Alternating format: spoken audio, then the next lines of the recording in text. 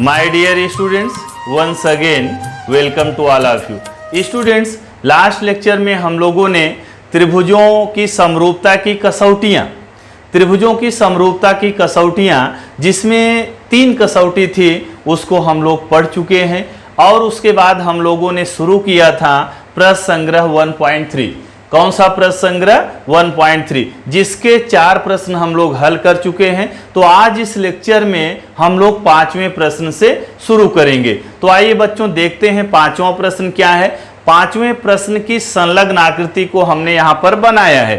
संलग्न आकृति में चतुर्भुज PQRS, कौन सा चतुर्भुज PQRS एक समलंब चतुर्भुज है। ये जो चतुर्भुज PQRS दिख रहा है एक ऐसा चतुर्भुज है, समलंब चतुर्भुज है जिसमें भुजा PQ, ये आप देख रहे हैं भुजा PQ समांतर है भुजा SR के। यह भुजा SR है, भुजा PQ, ये दोनों भुजाएं क्या हैं, समांतर हैं।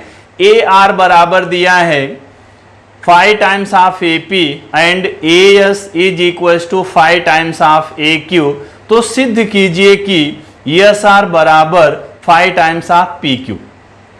तो प्रश्न आपको समझ में आ गया क्या। ये जो चतुर्भुज दिया है PQRS एक कैसा चतुर्भुज है, समलंब चतुर्भुज है। अच्छा, मैं अगर आपसे पूछूं कि समलंब चतुर्भुज क्या होता है तो समलंब चतुर्भुज को किस तरह से आप परिभाषित कर सकते हैं। ऐसा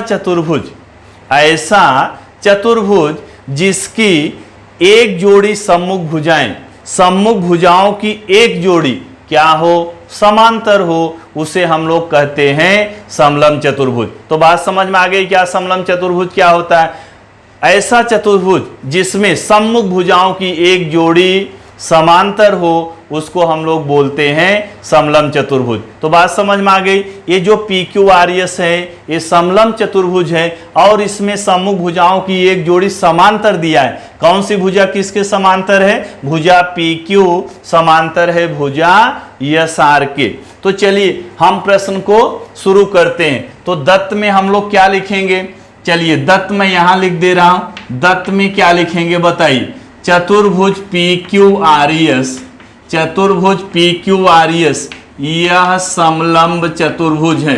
कैसा चतुर्भुज है, समलंब चतुर्भुज है जिसमें सम्मुख भुजाओं की एक जोड़ियां समांतर है। कौन सी जोड़ी समांतर दिया है, PQ समांतर दिया है SR। ये बात समझ में आ गई। तो दत्त में, दत्त मतलब दिया गया है मतलब जो प्रश्न में हमको जानकारी दी गई होती है उसको हम लोग लिखते हैं। AR बराबर दिया है 5 टाइम्स ऑफ AP मतलब AP का 5 गुना। AS दिया है, AS बराबर दिया है 5 टाइम्स ऑफ AQ मतलब AS किसके बराबर है, AQ के 5 गुने के बराबर है। तो सिद्ध कीजिए। तो चलिए अब मैं यहां से लिख रहा हूं साध्य। क्या लिख रहा हूं, साध्य। साध्य मतलब क्या सिद्ध करना है, क्या सिद्ध करना है, SR बराबर 5 टाइम्स ऑफ PQ।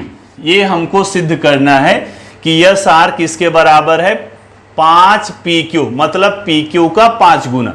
तो दत्त हो गया, साध्य हो गया। इसके बाद क्या आता है प्रश्न में, रचना। लेकिन रचना सारे प्रश्नों में होती नहीं है तो इसमें भी रचना नहीं है। तो इसके बाद क्या लिखते हैं हम लोग, साध्य के बाद क्या लिखेंगे, उपपत्ति लिखेंगे। उपपत्ति मतलब क्या होता है कि प्रश्न को किस तरह से आप हल कर रहे हैं। तो आइए देखते हैं इसमें, इस आकृति में, आकृति मतलब जो ये समलंब चतुर्भुज दिया है, समलंब चतुर्भुज दिया है PQRS। ये PQRS क्या है, समलंब चतुर्भुज है। इसमें देखिए क्या क्या दिया है, AR AP, AR और क्या दिया है, AP दिया है, AS और AQ, AS हो गया AQ। अच्छा, अगर इन रेखाखंडों को अगर लेना है हमको चाहिए तो 2 त्रिभुज लेना पड़ेगा। एक त्रिभुज देखो PAQ, एक त्रिभुज ये देखिए मैं ऑरेंज कलर से बना दे रहा हूं। एक त्रिभुज ये हो गया आपका PAQ और दूसरा त्रिभुज हम लोग इसको कंसीडर करेंगे, कौन सा, दूसरा त्रिभुज यस ए आर। इन दोनों त्रिभुजों को हम लोग समरूप सिद्ध करेंगे, फिर संगत भुजाओं को समानुपाती लिखेंगे, फिर जो सिद्ध करना है वो हमको मिल जाएगा। अच्छा, तो एक प्रश्न यहां पर ये उठता है कि हमने यही त्रिभुज क्यों लिया? हमने मैं कौन सा त्रिभुज लेने की बात कर रहा हूं?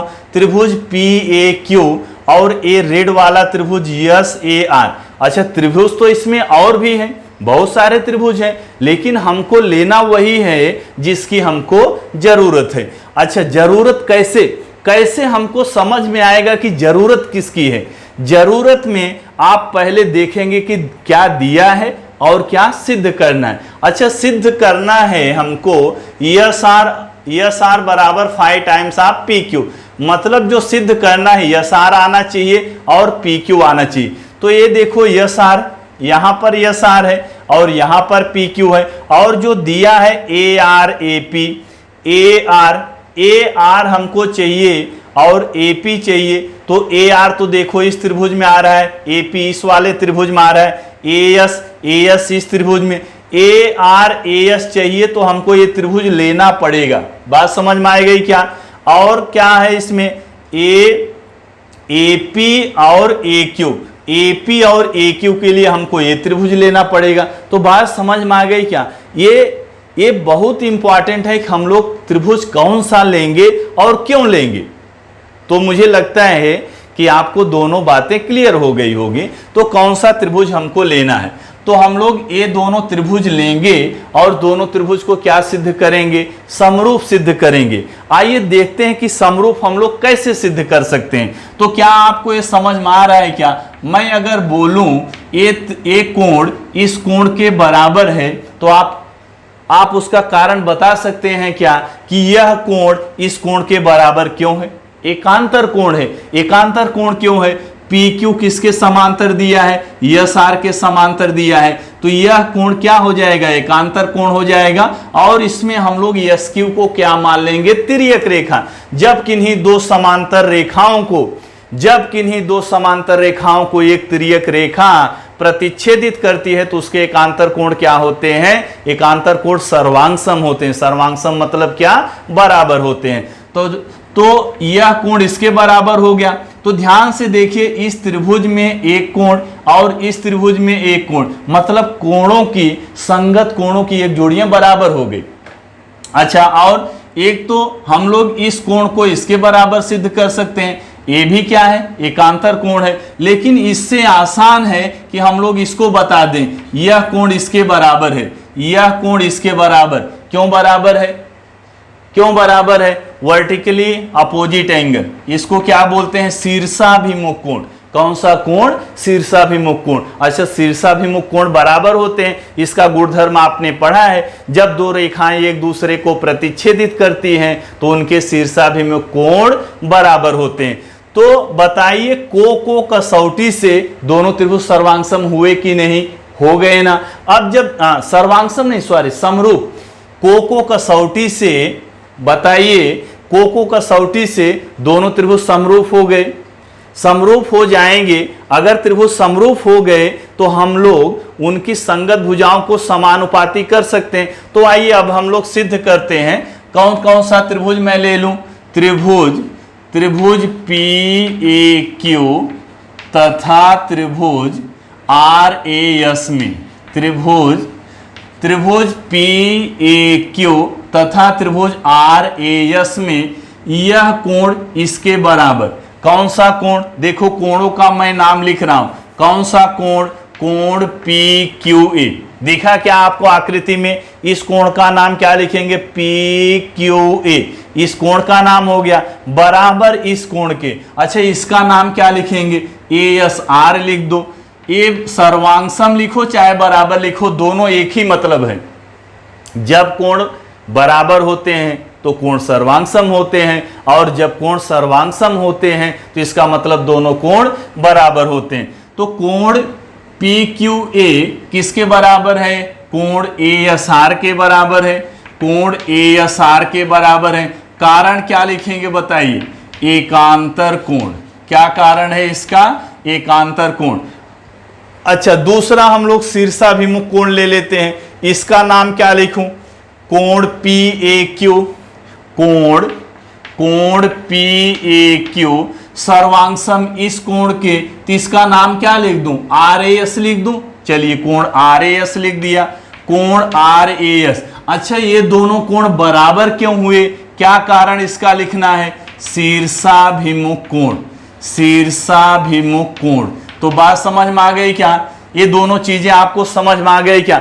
अब देखिए जरा ध्यान से, इन दोनों त्रिभुजों में संगत कोणों की दो जोड़ियां सर्वांगसम हैं। संगत कोणों की दो जोड़ियां सर्वांगसम है, और अगर ऐसा होता है तो को कसौटी से हम क्या कर सकते हैं? दोनों त्रिभुज क्या हैं? समरूप हैं। तो यहां पर क्या लिखेंगे? इसलिए त्रिभुज PAQ समरूप त्रिभुज RAS। अच्छा, एक चीज हमने बताया था और उस पे ये भी बोला था कि विशेष ध्यान रखना। क्या विशेष ध्यान रखना? जब आप ये चिन्ह लगाते हैं समरूप का, उसके बाद एकाएकी संगति आपको चेक करना है। कौन सी संगति? एकाएकी संगति। एकाएकी संगति का मतलब क्या? जो कोण जिसके सर्वांगसम है उसी ऑर्डर पे होना चाहिए। तो यहां से देखिए, ये जो कोण Q है किसके बराबर है? यस के। तो इसमें Q देखो लास्ट में लिखा है, यस इधर लास्ट में लिखा है, मतलब इन दोनों कोणों की एकाएकी संगत बराबर है। यहां पर देखो कोण A, इसमें भी कोण A, मतलब A सेकंड पर है, इसमें भी A सेकंड पर है। इसका मतलब एकाएकी संगत बराबर है। अब यहां पर हम कारण लिख देंगे। क्या कारण लिखेंगे? दोनों त्रिभुज क्यों समरूप हुए? दोनों त्रिभुज समरूप क्यों हुए? को कसौटी से। समरूपता की को कसौटी से। कौन सी कसौटी यहां पर हमने यूज किया? को कसौटी से। या इसको और सही लिखना चाहते हैं तो ऐसे लिखो, समरूपता की को कसौटी से। तो आइए, जब दो त्रिभुज समरूप होते हैं, जब दो त्रिभुज समरूप होते हैं तो उनकी संगत भुजाएं क्या होती हैं? समानुपाती होती हैं। अच्छा, संगत भुजाएं मैं अगर यहां से लिखूं AP, तो AP की संगत भुजा क्या हो जाएगी?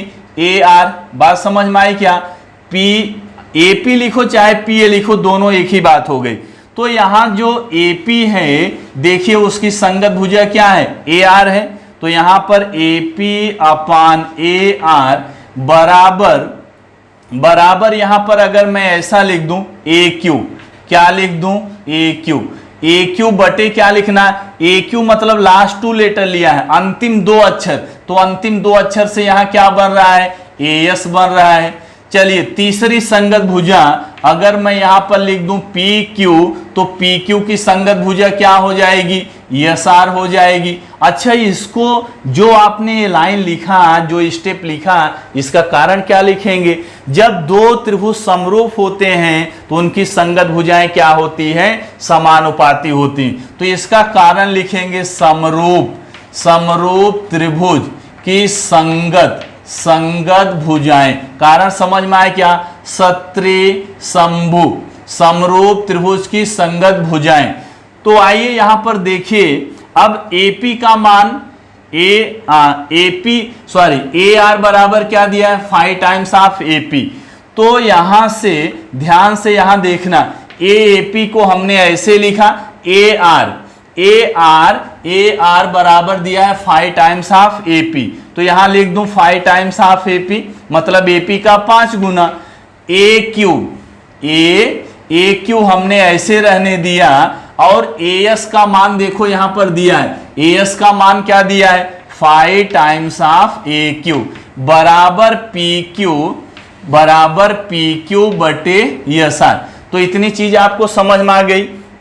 अच्छा, अगर ये समझ में आ गया तो आप ध्यान से देखिए, AP से कटेगा तो यहां क्या बच गया? 1/5 बचा। यहां AQ से कट गया तो यहां क्या बचा? यहां क्या बच रहा है? 1/5 बराबर PQ बटे SR। PQ बटे SR किसके बराबर है? 1/5 के। तो वही संख्याएं देखो दो बार लिखा है, तो आपको दो बार लिखने की जरूरत नहीं है, इसको एक ही बार लिख सकते हैं। तो चलिए मैं यहां से इसको हल कर दे रहा हूं। PQ बटे SR, जरा ध्यान से देखना, PQ बटे SR ये पी क्यू बटे एस आर किसके बराबर आ गया? 1/5 के। अरे 1/5 बराबर 1/5, तो 2 बार लिखने की जरूरत नहीं है। अब यहां से तिर्यक गुणा कर दो, तिर्यक गुणा करेंगे तो एस आर का गुणा किससे? 1 से, वही आ जाएगा।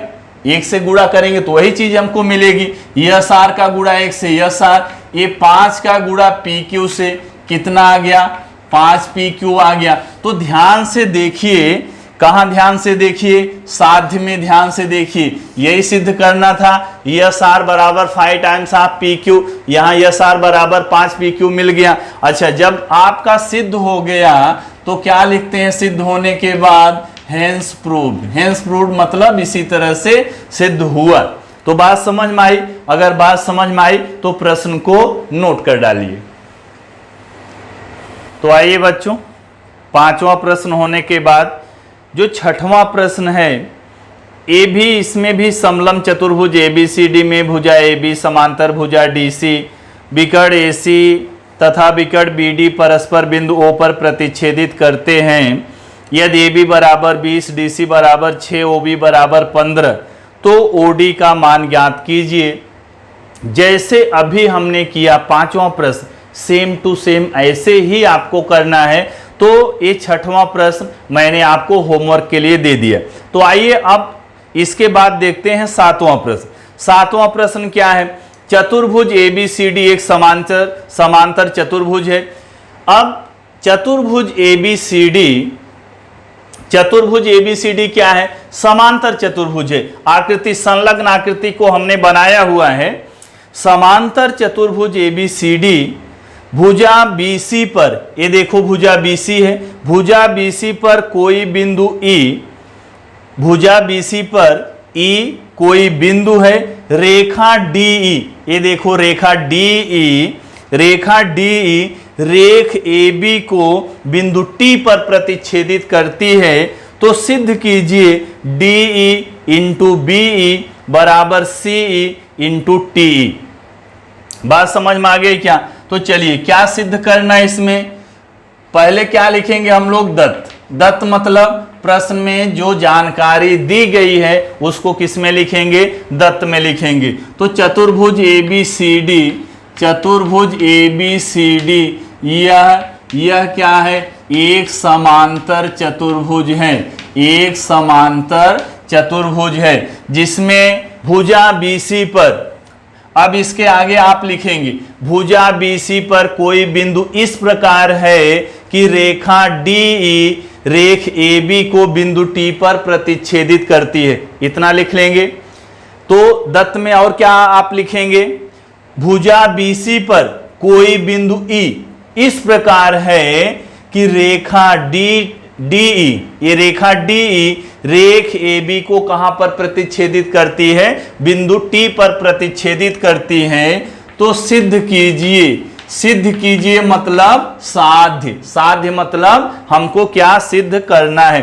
क्या सिद्ध करना है? DE into BE, DE into BE बराबर CE इंटू TE, ये हमको सिद्ध करना है। तो आइए इसमें देखते हैं त्रिभुज। तो अच्छा, इसमें आकृति में कितने त्रिभुज दिख रहे हैं? 2 ही त्रिभुज दिख रहे हैं। और जो हमको सिद्ध करना है, मैंने बताया कि कौन कौन सा त्रिभुज हमको कंसीडर करना है, ये कहां से डिसाइड करते हैं? दत्त में जानकारी दिया रहेगा और क्या सिद्ध करना है। तो ध्यान से देखिए, जो हमको सिद्ध करना है इसमें एक रेखाखंड हमको DE चाहिए।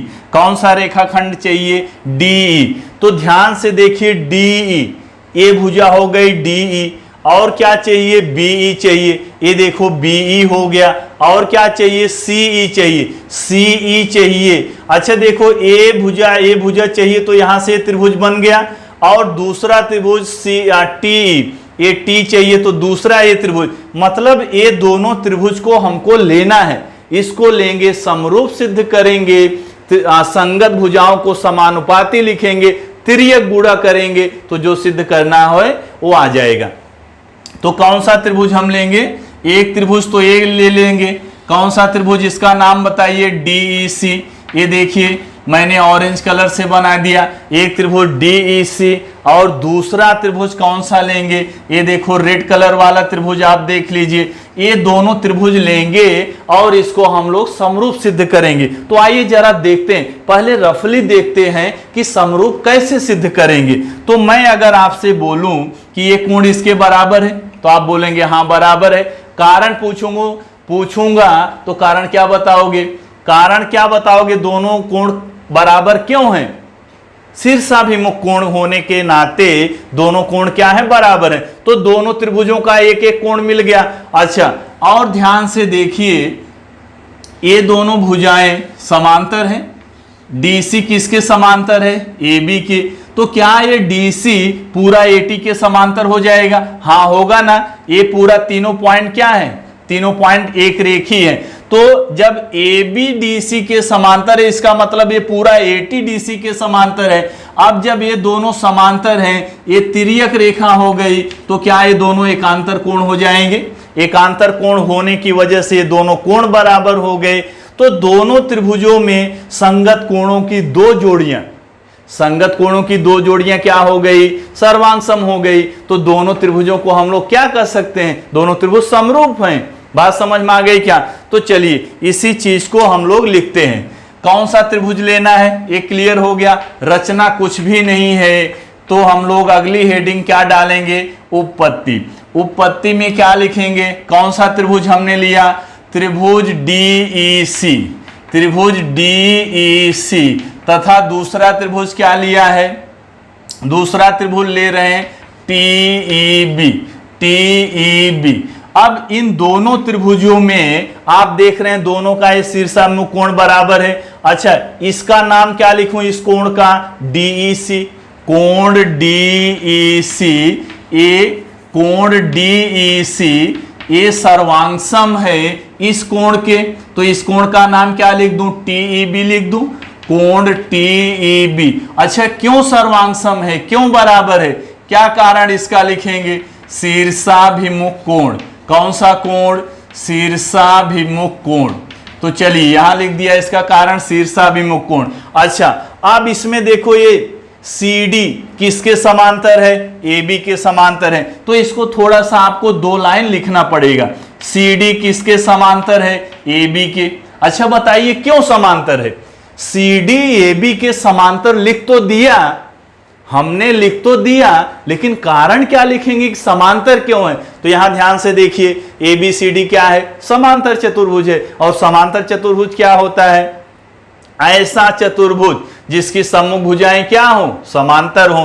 तो ये CD समांतर AB के, तो यहां लिखेंगे समांतर चतुर्भुज की सम्मुख भुजाएं, समांतर चतुर्भुज की सम्मुख भुजाएं। तो बात समझ में आ रही है क्या, समांतर चतुर्भुज की सम्मुख भुजाएं हैं, इसके लिए क्या है, समांतर है। अच्छा, एक चीज अब मैं और लिख रहा हूं, जरा ध्यान से देखना। इसलिए CD समांतर लिख दूं AT, CD किसके समांतर लिख दूं, AT के। ये देखिए ध्यान से, CD किसके समांतर है, AB की।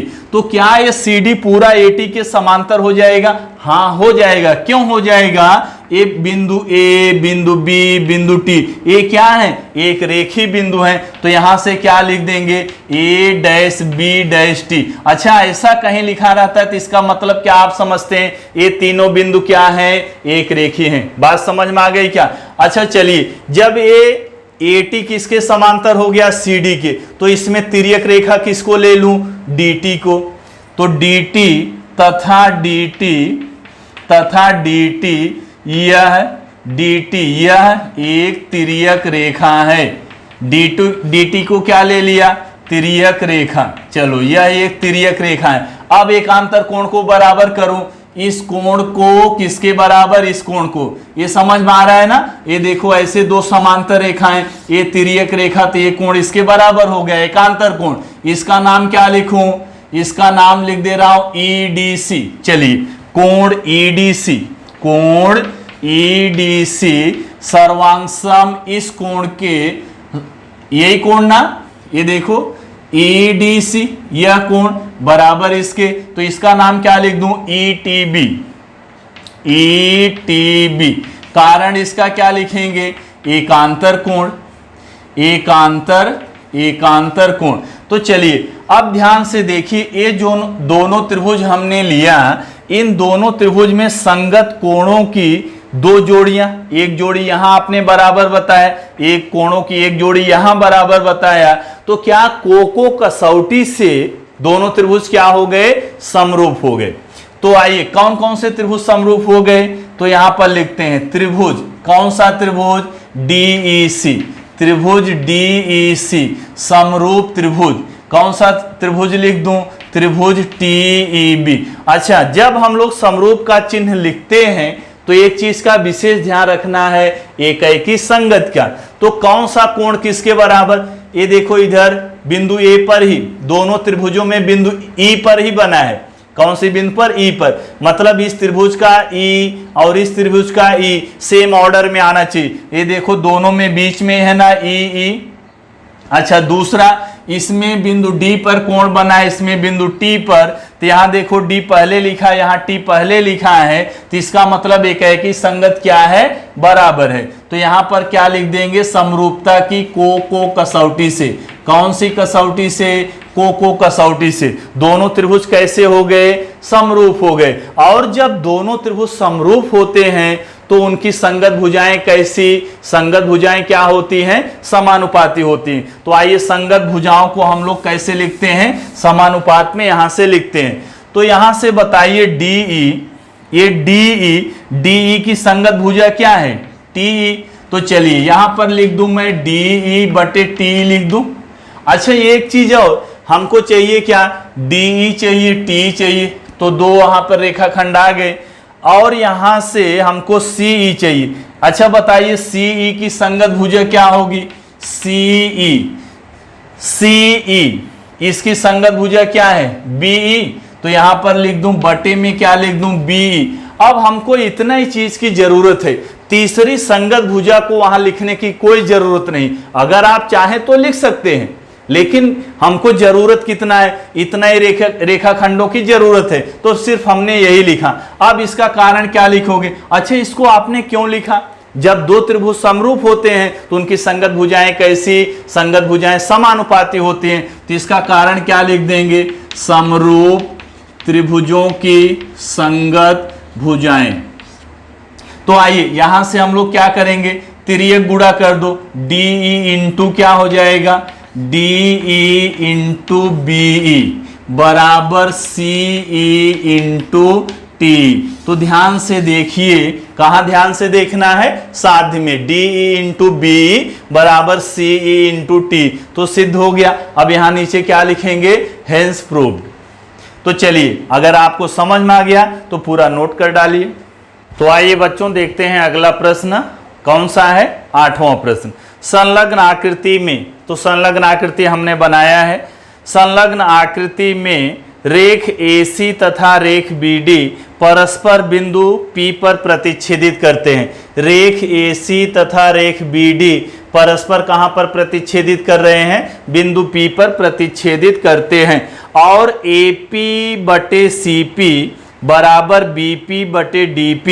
तो सिद्ध कीजिए त्रिभुज ABP समरूप त्रिभुज CDP। अच्छा दत्त लिख लेते हैं फिर समझते हैं कौन सा प्रश्न है, 8वां प्रश्न है। अच्छा इसमें क्या दिया है, रेख AC तथा रेख AC तथा रेख AC तथा रेख BD एक दूसरे को कहां पर प्रतिच्छेदित करते हैं, बिंदु P पर प्रतिच्छेदित करते हैं, बिंदु P पर प्रतिच्छेदित करते हैं। अच्छा बिंदु P पर प्रतिच्छेदित करते हैं और साथ में ही दिया है AP बटे CP बराबर BP बटे DP। तो सिद्ध कीजिए, क्या सिद्ध कीजिए, त्रिभुज सिद्ध कीजिए मतलब साध्य। क्या सिद्ध करना है, त्रिभुज ABP समरूप त्रिभुज CDP। आइए इस प्रश्न को एक बार फिर से हम लोग समझते हैं किसमें क्या दिया है। ये जो आकृति है इसमें रेख AC और रेख BD एक दूसरे को बिंदु P पर प्रतिच्छेदित कर रही हैं। और इसमें देखो दिया है AP बटे CP, AP बटे क्या दिया है CP, बराबर किसके दिया है BP बटे DP। अच्छा देखिए दिया क्या है, ये दो त्रिभुज है, यहां पर एक त्रिभुज है APB, एक त्रिभुज है APB, इसको हमने ऑरेंज कलर से बना दिया ताकि आपको अच्छे से दिखे। और दूसरा त्रिभुज है CDP, दूसरा त्रिभुज कौन सा है CDP, ये देखो रेड कलर से बना दिया। अब आपको दोनों त्रिभुज अलग अलग दिख रहा है, दोनों त्रिभुजों को जरा आप अलग अलग देखिए। AP बटे CP बराबर BP बटे DP। अगर आपने इसका मतलब समझ लिया तो प्रश्न बहुत आसान है, प्रश्न कठिन नहीं है। सिर्फ क्वेश्चन देने का मतलब आपका थिंकिंग पावर चेक करना चाहता है कि आप कितना अच्छे से सोच पा रहे हो। मतलब अगर आपको कसौटियां क्लियर है, इसमें कसौटी का ही यूज किया है, अगर आपको कसौटियां क्लियर है तो बहुत जल्दी आपको समझ में आ जाएगा। AP अपान CP, AP देखिए इसकी भुजा है, CP इसकी भुजा है, मतलब एक भुजा इसकी एक भुजा इसकी, ये दोनों का अनुपात, और दूसरी भुजा इसमें BP और इसकी एक भुजा DP, ये दोनों भुजाओं का अनुपात, इन दोनों भुजाओं का अनुपात, इन दोनों भुजाओं का अनुपात बराबर है। और आप ध्यान से देखो इनके बीच का कोण बराबर है। इनके बीच का कोण बराबर क्यों हुआ, शीर्षाभिमुख कोण होने की वजह से। और आप भू को भू कसौटी में यही पढ़ा है, भू को भू कसौटी में क्या पढ़ा है, संगत भुजाओं की दो जोड़ियां समानुपाती और उनके बीच का कोण अगर सर्वांगसम है तो दोनों त्रिभुज क्या होते हैं, समरूप होते हैं। संगत भुजाओं की दो जोड़ियां समानुपाती, तो क्या आप यहां से देख पा रहे हैं क्या, संगत भुजाओं की एक जोड़ी, संगत भुजाओं की दूसरी जोड़ी, ये दोनों क्या हैं, दोनों क्या हैं, समानुपाती हैं। और इन दोनों भुजाओं के बीच का कोण क्या है, सर्वांगसम है। ये जो शीर्षाभिमुख कोण है ना, सिर्फ यही इसमें आपको फाइंड आउट करना था। बाकी संगत भुजाओं की दो जोड़ियां समानुपाती तो उसने दे के आपको रखा है, बराबर ना, ये जानकारी में दिया है संगत भुजाओं की दो जोड़ियां क्या हैं, समानुपाती हैं। बस क्या फाइंड आउट करना था, क्या हमको समझना था कि इनके बीच का जो कोण है ना, ये शीर्षाभिमुख कोण होने की वजह से सर्वांगसम है। तो आइए अब लिखेंगे कैसे इसको, उपपत्ति, उपपत्ति कौन सा त्रिभुज जो हमको सिद्ध करना है, यही त्रिभुज ले लिया, त्रिभुज ABP तथा त्रिभुज CDP में, ये दोनों त्रिभुजों में क्या दिया है, ये देखो संगत भुजाओं की दो जोड़ियां समानुपाती हैं, ये जानकारी हमको दिया है। AP बटे CP बराबर BP बटे DP, ये दिया है तो यहां लिख देंगे दत्त। और इन दोनों के बीच का कोण बराबर है, ये एक्स्ट्रा हो गया, ये हमको सोचना है, ये समझना है। कोण APB, कोण APB ये सर्वांगसम है किसके, कौन से कोण के सर्वांगसम है, कोण DPC के सर्वांगसम है। अब इसका कारण लिखना पड़ेगा, क्यों कोणों को आपने सर्वांगसम कर दिया, शीर्षाभिमुख कोण होने की वजह से। तो यहां पर लिख देंगे, क्या लिख देंगे, शीर्षाभिमुख कोण। तो आइए ये दोनों जानकारी के अनुसार क्या हम ये बोल सकते हैं कि दोनों त्रिभुज क्या हैं, समरूप हैं। जो आपने कसौटी पढ़ा है, कौन सी कसौटी पढ़ा है, भू को भू कसौटी। अच्छा इस कसौटी का मतलब क्या, इस कसौटी का मतलब यदि दो त्रिभुजों में संगत भुजाओं की दो जोड़ियां, संगत भुजाओं की कितनी जोड़ियां, दो जोड़ियां समानुपाती हो और उनके बीच मतलब संलग्न, उनसे भुजाओं से संलग्न जो कोण है वो सर्वांगसम हो, तो दोनों त्रिभुज कैसे होते हैं, समरूप होते हैं। तो यहां से क्या हमको मिल गया, संगत भुजाओं की दो जोड़ियां समानुपाती हैं, उनके बीच का कोण क्या है, सर्वांगसम है। इसलिए दोनों त्रिभुज, कौन कौन से त्रिभुज, ABP समरूप होगा, किसके समरूप होगा, त्रिभुज CDP के। अब यहां पर कारण क्या लिखेंगे, कौन सी कसौटी से समरूप किया आपने, भू मतलब भुजा कोण भुजा कसौटी से। बात समझ में आ गई। अब यहां पर क्या लिख देंगे, हेंस प्रूव्ड। तो चलिए बात समझ में आ गई तो प्रश्न को नोट कर डालिए।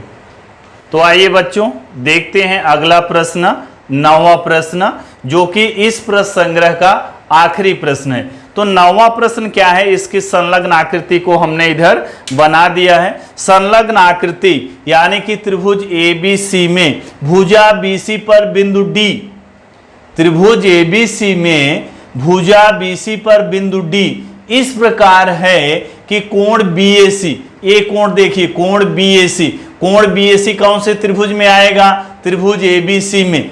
बिंदु D इस प्रकार है कि कोण BAC कोण ADC के बराबर है। तो सिद्ध करना है CA² बराबर CB इंटू CD। बात समझ में आ गई क्या, क्या दत्त है और क्या सिद्ध करना है, ये दोनों बात क्लियर हुई क्या। त्रिभुज ABC में बिंदु D, त्रिभुज ABC में बिंदु D भुजा BC पर इस प्रकार है कि एक कोण देखो BAC, एक कोण BAC किसके बराबर है, कोण ADC के बराबर दिया है। तो हमको सिद्ध करना है CA² बराबर CB इंटू CD। अच्छा यहां पर देखिए दो त्रिभुज है, कौन सा त्रिभुज है, एक त्रिभुज ABC और दूसरा त्रिभुज हम लेंगे ADC। अब ये चीज हमने बताया कि बहुत ही महत्वपूर्ण है कि किस किस त्रिभुज को हम कंसीडर करेंगे। ये कहां से डिसाइड होगा, ये जो दत्त है और साध्य है। साध्य में देखो हमको एक भुजा CA चाहिए, एक भुजा CA चाहिए, CB चाहिए, CD चाहिए। कौन सी भुजा चाहिए, CA चाहिए, भुजा CA चाहिए, CB चाहिए। अच्छा CA तो दोनों त्रिभुजों में आ रहा है, CB कौन से त्रिभुज में आएगा, त्रिभुज ABC में। मतलब एक त्रिभुज हमको ABC लेना है। CB CD, CB तो ABC में आ गया, CD कौन से त्रिभुज में आएगा जरा बताइए, त्रिभुज ADC में। तो कंफर्म हो गया ना। ये महत्वपूर्ण है कि हम किन त्रिभुजों को कंसीडर करेंगे। तो कौन सा त्रिभुज यहां से लेंगे, त्रिभुज ABC और त्रिभुज ADC। तो क्या आपको दिख रहा है इस त्रिभुज ABC में, कौन से त्रिभुज में, त्रिभुज ABC में, त्रिभुज ABC में यह जो कोण है कौन सा कोण है, कोण BAC है। और त्रिभुज ADC का ये कोण कौन सा कोण है, कोण ADC। ये तो बराबर है, उसने दिया है, प्रश्न में दिया गया है कि ये जो कोण BAC है ना इस कोण ADC के बराबर है। तो BAC कौन से त्रिभुज में आएगा, त्रिभुज ABC में आएगा। और ADC कौन से त्रिभुज में आएगा, त्रिभुज ADC में आएगा। अच्छा अब दूसरा देखिए कोण C, कोण C क्या दोनों त्रिभुजों में है, यस। कोण C त्रिभुज ABC का भी कोण है और कोण त्रिभुज ADC का भी कोण है। तो हम कोण C बराबर कोण C कर सकते हैं, सामान्य कोण। दोनों त्रिभुजों में क्या है, सामान्य कोण है। अच्छा इन दशाओं में, इन दशाओं मतलब इस कंडीशन, इस सिचुएशन पर यह त्रिभुजों के संगत कोणों की दो जोड़ियां सर्वांगसम हो तो क्या त्रिभुज समरूप होते हैं, यस। तब त्रिभुज क्या होते हैं, समरूप होते हैं। तो आइए यहां से हम लिखते हैं साध्य। साध्य कौन सा त्रिभुज लेंगे, त्रिभुज ABC तथा दूसरा त्रिभुज कौन सा, त्रिभुज ADC में। त्रिभुज ABC में कौन सा कोण, BAC किसके सर्वांगसम है, कोण ADC के। क्यों आपने लिखा दत्त में, दत्त में मतलब जानकारी में दिया गया है, प्रश्न में दिया गया है। और दूसरा कोण C सर्वांगसम है कोण C के। क्यों आपने लिखा, सामान्य कोण है। कौन सा कोण है, सामान्य। सामान्य मतलब कॉमन, जो दोनों त्रिभुजों में है। तो क्या यहां से मैं लिख दूं त्रिभुज ABC, त्रिभुज ABC समरूप त्रिभुज, ABC समरूप त्रिभुज क्या लिखूं, यहां पर लिखना पड़ेगा DAC। अब यहां पर एकाएकी संगत फिर से आपको मिलाना है, एकाएकी संगत बराबर है क्या। अच्छा त्रिभुज ABC में एक कोण A, अभी सिंगल लेटर से मैं बोल रहा, त्रिभुज ABC में कोण A ADC के कोण D के बराबर है। तो ये देखो ए पहले लिखा है, डी इधर पहले लिखा है और सी दोनों में सामान्य कोण है तो सी को लास्ट में लिख दिया। तो बात समझ में आ गई क्या? अब ये दोनों त्रिभुज समरूप हो गए तो किस कसौटी से समरूप आपने लिखा, किस कसौटी से लिखा है बताइए? समरूपता की कोको कसौटी, समरूपता की कोको कसौटी से। और जो जब दो त्रिभुज समरूप होते हैं तो उनकी संगत भुजाएं कैसी? संगत भुजाएं समानुपाती होती हैं। तो क्या मैं यहां से लिखूं सी ए अपान क्या लिख दूं? सी डी लिख दूं बराबर। अच्छा एक चीज यहां ध्यान दो, सी ए का वर्ग है, मतलब ऐसे तिर्यक गुणा करने पर एक जगह अगर अंश में है तो दूसरी जगह नीचे होना चाहिए। तो यहां मतलब इसकी भुजा सी ए, इसकी संगत भुजा, इस सी ए की संगत भुजा यहां पर क्या है? B C. तो यहां पर क्या लिख दूं? B C.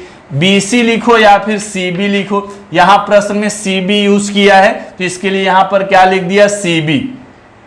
अच्छा दो ही संगत भुजाओं की दो ही जोड़ियां हमको चाहिए, तीसरी जोड़ी की यहां पर जरूरत नहीं है, इसके लिए हम उसको नहीं लिख रहे हैं। तो ये बात समझ में आई क्या? एक बार फिर से देखिए सी ए, ये देख रहे हैं ना सी ए, फर्स्ट और लास्ट लेटर सी ए, इधर फर्स्ट और लास्ट लेटर सी डी, ये दोनों संगत भुजाएं, संगत भुजाओं का अनुपात बराबर सी बी। इधर देखो ये सी बी की संगत भुजा क्या? ए सी लिखो चाहे सी ए लिखो। अब बताओ इसका कारण क्या लिखेंगे? समरूप त्रिभुजों की संगत भुजाएं। अच्छा अब यहां से तिर्यक गुणा कर लो, सी ए का गुणा किससे करेंगे? सी ए से, सी ए इंटू सी ए, तिर्यक गुणा करें सी ए इंटू सी ए बराबर क्या लिखूं? C B into C D. तो चलिए C B into C D, C A का गुणा सी ए से करेंगे क्या आ जाएगा? सी ए स्क्वायर बराबर C B into C D. तो साध्य देखिए, साध्य में देखिए यही सिद्ध करना था। तो आ गया प्रश्न समझ में, अब इसको नोट कर डालिए। तो इस प्रकार से हमारा प्रश्न संग्रह 1.3 खत्म हो गया। अगला जो प्रश्न संग्रह पढ़ेंगे उससे पहले प्रमेय है, समरूप त्रिभुजों के क्षेत्रफलों का प्रमेय बहुत इंपॉर्टेंट है। तो चलिए अब इसको नोट कर डालिए।